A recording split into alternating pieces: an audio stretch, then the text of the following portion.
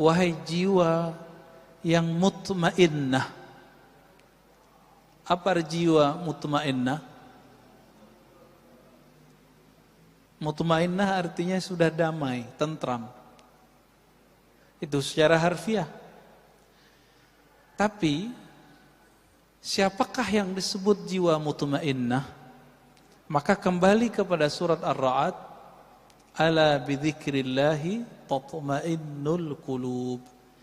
Ketahuilah hanya dengan menyebut nama Allah maka qalbu menjadi mutmainnah.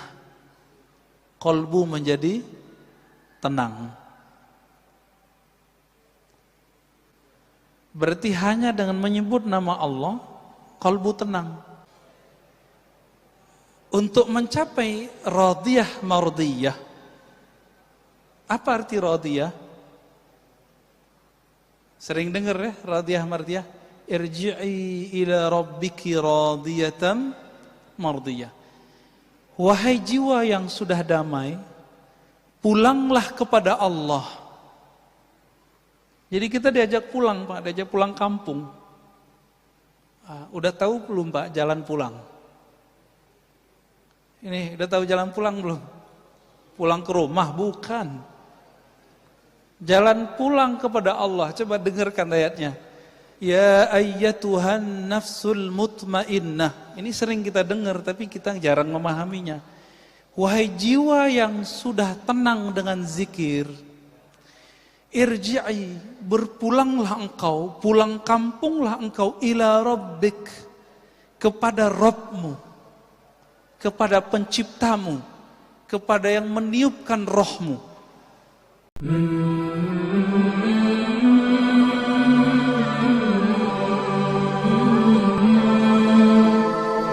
Assalamualaikum warahmatullahi wabarakatuh.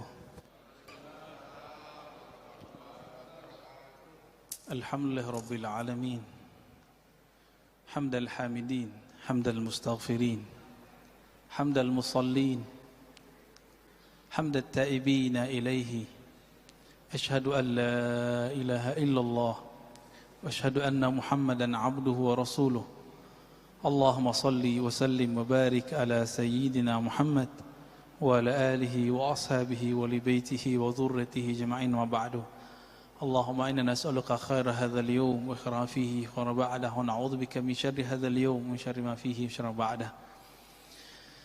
Baik, Bapak Saudara yang makan Allah, alhamdulillah.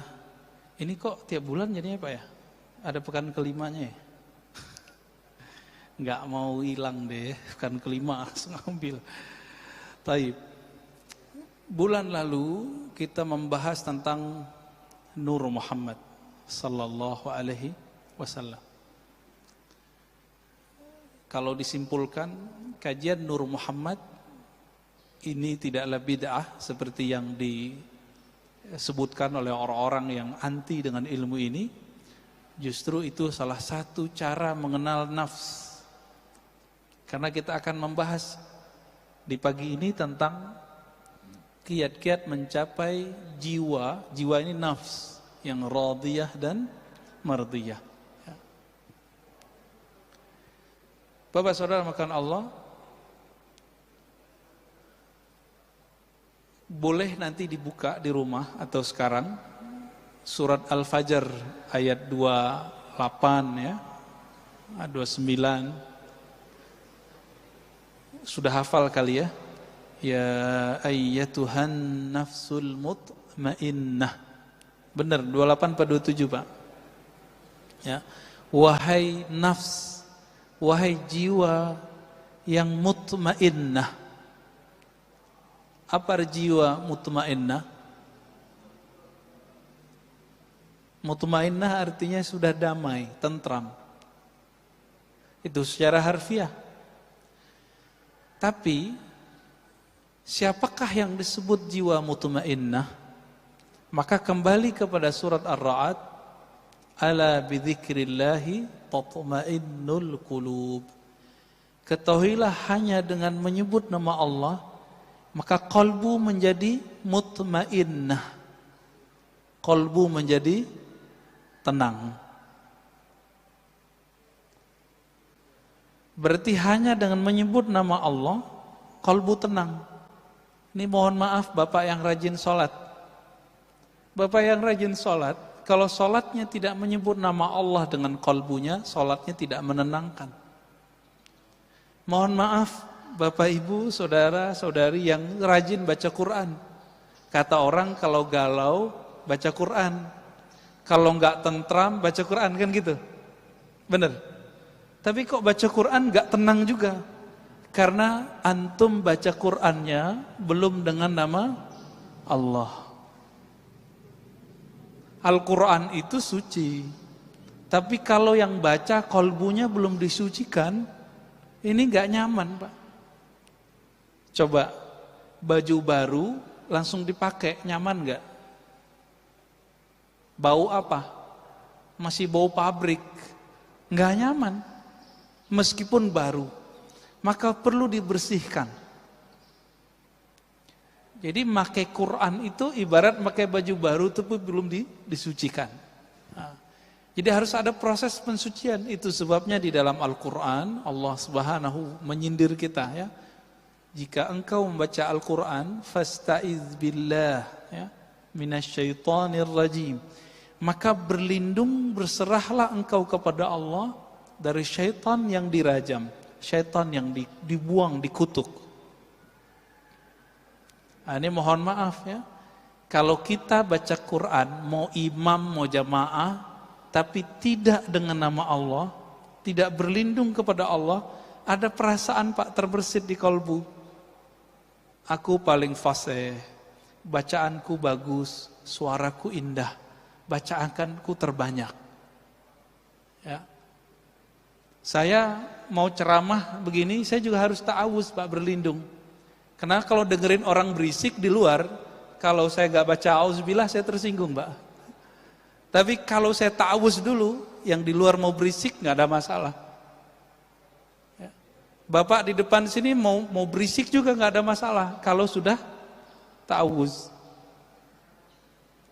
Kenapa? Karena kita gak berbicara dengan emosi, kita bicara dengan qalbu. Itu aja sih sebenarnya. Ya. Taib. Untuk mencapai radiyah mardiyah. Apa arti radiyah? Sering dengar ya, radiyah mardiyah. Irji'i ila rabbiki radiyatan mardiyah. Wahai jiwa yang sudah damai, pulanglah kepada Allah. Jadi kita diajak pulang, Pak, diajak pulang kampung. Udah tahu belum, Pak, jalan pulang? Ini, udah tahu jalan pulang belum? Pulang ke rumah? Bukan. Jalan pulang kepada Allah. Coba dengarkan ayatnya. Ya ayyatuhan nafsul mutmainnah. Ini sering kita dengar, tapi kita jarang memahaminya. Wahai jiwa yang sudah tenang dengan zikir, irji'i, berpulanglah engkau, pulang kampunglah engkau ila rabbik, kepada Rabbmu, kepada penciptamu, kepada yang meniupkan rohmu. Dipanggil.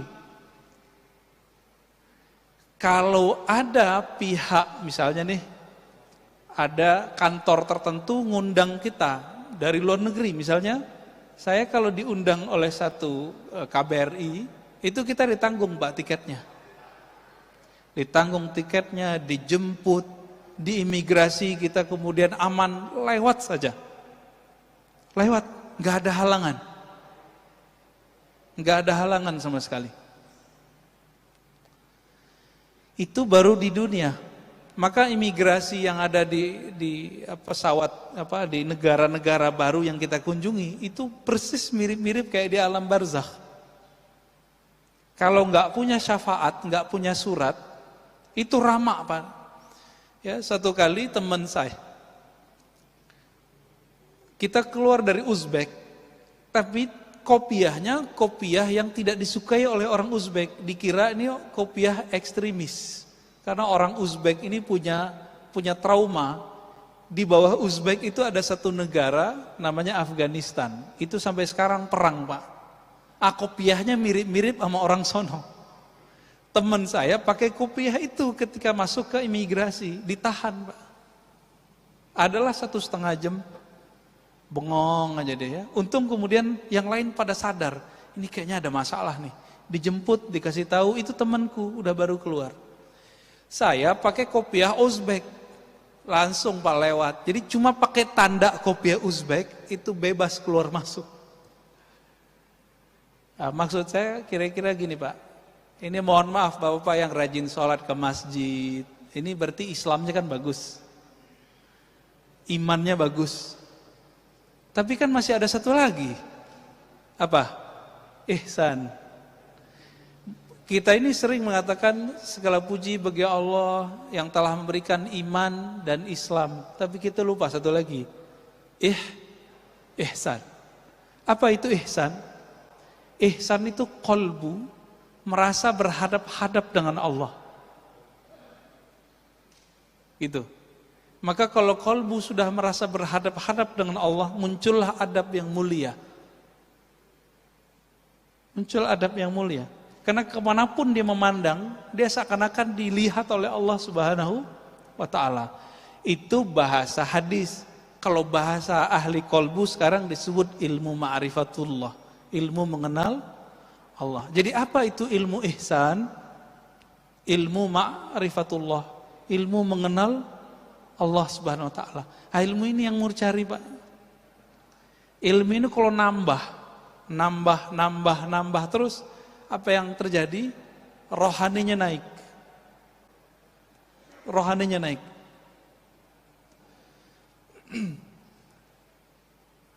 Nah, kembali ke ya Tuhan nafsul mutmainnah. Wahai jiwa yang tenang, pulanglah engkau kepada Allah. Berarti jiwa kita dipanggil mau pulang.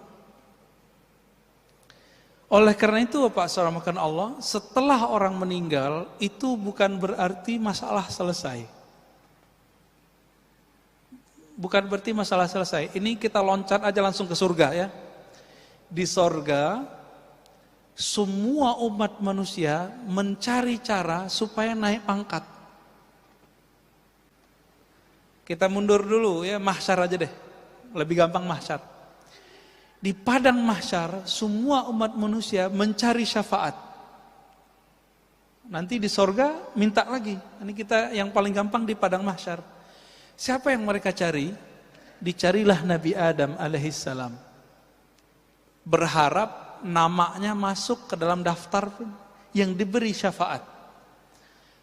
Ternyata Nabiullah Adam tidak punya hak untuk memberi syafaat sampai dapat izin dari penghulu para nabi. Maka Nabi Adam bilang, coba tanya Nuh. Dia adalah Rasul pertama di bumi. Ya, Nabi Adam kan di surga, lalu kemudian turun ke bumi. Maka yang murni di bumi itu Nabi Nuh. Nabi Adam udah separuh-paruh surga dan bumi. Apa kata Nabi Nuh? Wahai umat manusia, kenapa kalian mencari syafaat kepadaku? Aku pun butuh syafaat.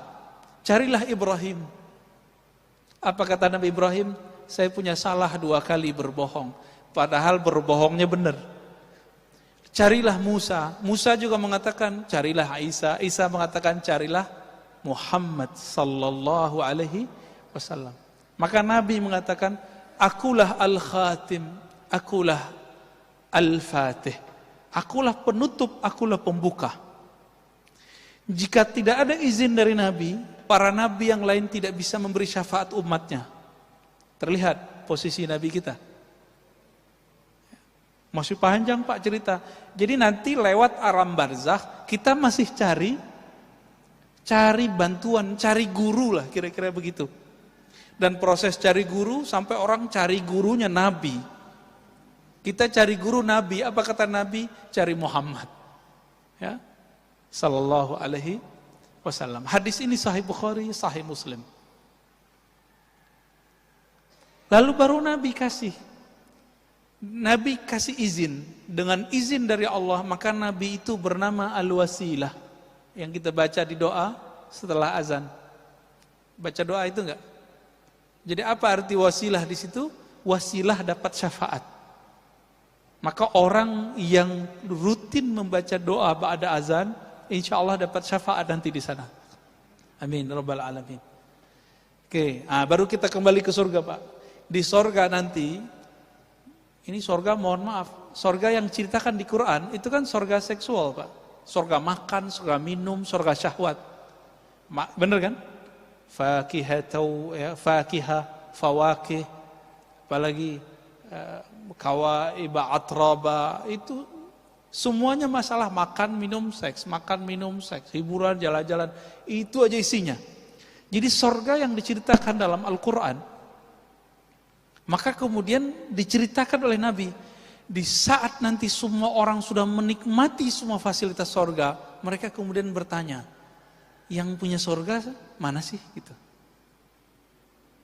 Akhirnya mereka nyari lagi ke Nabi Adam, nyari lagi, begitulah terus. Ujung-ujungnya Nabi Muhammad SAW minta supaya namanya masuk ke dalam daftar list yang bisa memandang Allah Subhanahu wa Ta'ala. Berapa lama itu, Pak? Ya, khalidina fiha, lama sekali itu. Mungkin jutaan ribu tahun, kita nggak tahu lah. Ya, apa namanya, triliunan tahun, kita nggak ngerti. Lamanya bukan main. Maka mumpung masih di dunia, cari ilmu ihsan ini supaya nanti nggak ngantri lagi, Pak, di sana. Ya, ini yang Nabi ajarkan ke sahabat-sahabatnya. Belajar ihsan dulu, baru kemudian orang diajarin sholat. Sekarang kan kebalik. Mohon maaf nih, sekarang yang pertama diajarkan hukum wajib, tidak wajib, halal, haram, sunnah, bid'ah. Ini kata yang paling favorit nih zaman ini nih. Ini sunnah, ini bid'ah, ya kan? Ini kata favorit, Pak. Akhirnya bocah-bocah baru ngaji, berani nyalahin ustadz, bilang, "Ustadz, ente bid'ah. Ajaran ente bid'ah, Tad." Cuma karena dia berbeda dengan si ustadz yang sudah puluhan tahun ngaji, anak-anak sekarang berani kurang ajar, Pak. Orang-orang baru hijrah, baru ngaji di persimpangan jalan, bingung nih mau ngaji kemana. Karena pikirannya kemudian gak stabil, belum mutmainnah, setan bisikan, cari aja tuh mereka yang hitam putih. Yang kalau jelasin hukumnya jelas, halal, haram, sunnah, bid'ah. Dia lupa bahwa ajaran Islam itu warna-warni. Ajaran Islam itu fleksibel, nggak boleh kemudian kita kenceng, nggak boleh. Nah, ini yang disebut bermakrifat dulu. Masih ingat ada seorang laki-laki, dia mohon maaf juga ya, menjima istrinya bulan puasa. Apa hukumnya? Bayar kafarah nggak? Bayar tebusannya lumayan mahal, Pak. Ya. Lalu datang ke Nabi, "Ya Rasulullah, ini untuk makan sehari-harinya nggak ada." Lalu apa kata Nabi? "Kamu punya apa?" "Punya kurma." Jadi kurmanya dibagiin, kurmanya jadiin tebusan. Apa kata orang ini? "Ya Rasulullah, ini untuk makan anak istriku." Lalu apa kata Rasulullah? "Ya sudah, ente makan." Jadi kan kasih ke anak istrimu itu jadi kafarah. Elastis, Pak. Kenapa orang hari ini kalau belajar hukum fikih itu langsung saklek? Karena nggak belajar makrifat dulu, nggak belajar ihsan dulu, langsung belajar Islam. Ini akibat kebalik belajarnya. Nggak belajar adab dulu sebelum belajar ilmu. Akhirnya ilmu nambah, sombong nambah. Bener gak nih? Ya, ilmu nambah, sombong nambah. Ilmu nambah, suuzon nambah. Ini jadi musibah hari ini, ya, musibah di mana-mana. Karena hari ini orang cukup, Pak, nggak perlu ngaji. Maka saya, Bapak yang datang ke masjid hari ini saya sangat apresiasi. Orang sekarang cukup ngandalin ini, bener gak? Ngapain ke masjid? Handphone aja gitu. Ini godaan hari ini, Pak. Maka kalau kita masih bisa mengunjungi majelis ilmu, kunjungi. Kan kita sudah ada protokolnya, apalagi yang ditakuti. Ajal di tangan Allah Subhanahu wa Ta'ala. Ya. Ada orang udah hati-hati, mati juga. Coba lihat tukang sampah tuh, Pak. Tukang sampah, jasanya besar kepada kita, nggak pakai masker. Sampai sekarang nggak ada yang kena COVID tuh. Ya, COVID ada, ya kita akui. Tapi karena mereka kuat imunnya, bagus berpikirnya. Maka Imam Sya'rani mengatakan, jangan kalian rendahkan tukang pungut sampah sama tukang sedot tinja kita. Kenapa? Kalau bukan mereka, rumah-rumah kita, perkarangan kita akan bau, akan busuk. Nah, kita hormati mereka, Pak. Nah, kembali ke yang tadi, Bapak seramakan Allah. Surah Al-Fajr, irji'i, wahai jiwa yang tenang. Maka yang dipanggil di ayat ini hanya orang-orang yang sudah istiqomah berzikir.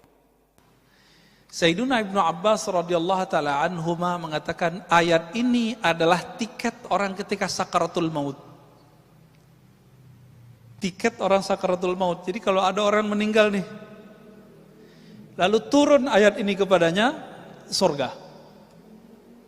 Siapa mereka yang dipanggil ini?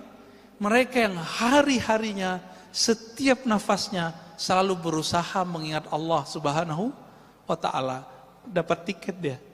Tiket pulang kampung kepada Allah Subhanahu wa taala. Jadi tubuh ini pulang ke tanah. Tubuh ini kan tanah semua, Pak. Ya, tanah semua. Ini coba lihat Bapak yang dulu cakep ya. Bapak ini dulu cakep-cakep kayaknya nih. Sekarang udah mulai keriput kan? Dia kena gravitasi, Pak. Tanah minta dia. Tanah bilang ente kembali kepadaku. Jadi tanah manggil, wahai tubuh yang dariku, kembalilah kepadaku.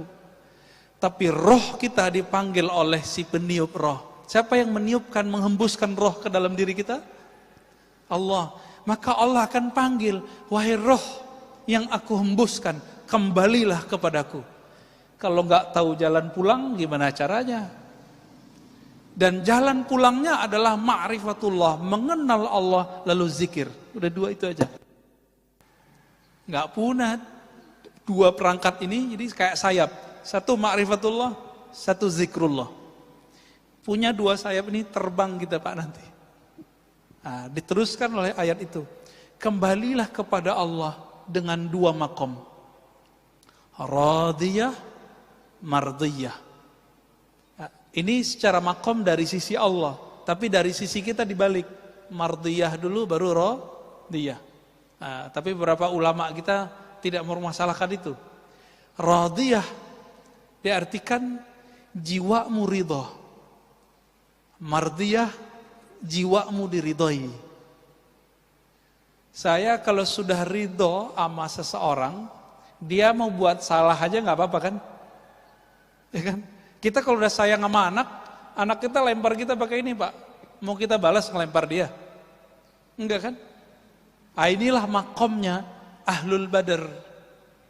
Ahlul Badar ya, yang 313 itu apa kata Allah? Ya, lewat lisan Nabi, i'malu ma syi'tum. Udah kamu buat apa yang kamu mau, Allah pasti ampuni. Maksudnya apa ini? Apakah ayat ini nyuruh mereka maksiat? Enggak. Karena nur di kolbunya sudah jadi ridha, radiyah, mardiyah. Maka Ahlul Badar ini yang bisa mengalahkan orang-orang kafir ribuan, mereka cuma 313 orang, itu Allah kasih kebebasan. Karena mereka sudah selesai dengan nafsiyahnya. Yang bikin kita durhaka kan nafsiyah ini, Pak, jiwa. Jiwa ini bikin kita durhaka, hawa nafsu. Hawa nafsunya udah tunduk dengan ruhnya. Maka kata Allah, sekarang kamu buat apa yang kamu suka. Kalaupun mereka terjebak maksiat, pasti kembali. Siapa contoh sahabatnya? Nuaiman. Pada dengar? Nuaiman itu, dia perannya dua. Ya. Pemabuk, tapi suka bikin lucu. Yang bisa bikin gigi Nabi kebuka dengan senyum dan tertawa, cuma Nuaiman. Tapi orang ini, Nabi wafat, dia suka mabuk, Pak. Di zaman Umar, sahabat-sahabat yang lain bilang, ya Umar, kok ente nggak bunuh aja nih orang gitu. Ya, di satu riwayat dikatakan, hei Umar, kenapa kamu nggak mengutuk orang ini? Apa jawab Umar? La, fa innallaha yuhibbuhu. Ya. Di riwayat lain, fa innahu yuhibbullaha wa rasulahu. Fa innahu yuhibbullaha wa rasulahu. Dia ini cinta Allah dan Rasulnya. Ya. Atau Allah dan Rasul cinta dia. Gitu. Inilah doanya Abul Hasan Syadzili, guru dari gurunya Imam Athaillah pengarang Hikam. Di sini ada kajian kitab Al-Hikam, Pak? Belum ya? Pengarang kitab Al-Hikam punya guru namanya Al-Mursi. Al-Mursi punya guru namanya Abul Hasan Syadzili. Apa kata beliau? Ya Allah, jika aku salah, jadikan salahku salah orang yang engkau cintai. Aku sudah engkau cintai, lalu aku terjebak salah. Kira-kira gimana? Dimaafin gak? Dimaafin. Nah, itu maksudnya. Ya.